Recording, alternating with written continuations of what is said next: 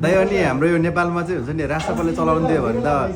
बाहिरको देशले मिसाइल लान्छ भन्ने कुरा छ त के छ यसको बारेमा के भन्नु हामी नेपाली चाहिँ खालि अर्काका कुरा काट्ने अर्काका देखासिखी गर्ने अर्कोले के गर्योतिर चाहिँ हामी पछि लाएर चाहिँ देश बिग्रिया हो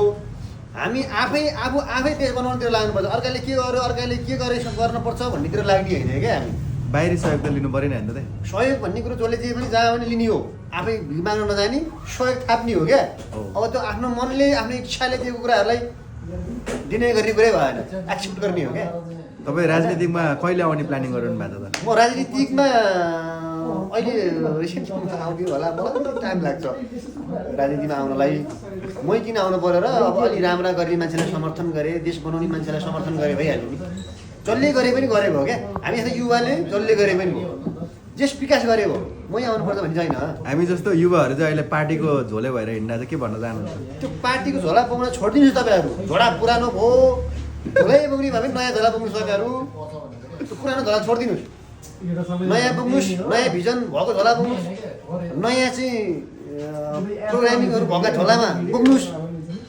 अनि त्यसपछि विकास र समृद्धिको बाटोमा अघि बढ्नुहोस् गरिब र निमुखाहरूलाई अगाडि बढ्ने पार्टीले समर्थन गर्नुहोस् अनि त्यसपछि गएर विभिन्न किसिमका चाहिँ विकासका चाहिँ बाटोहरू रोज्नुहोस्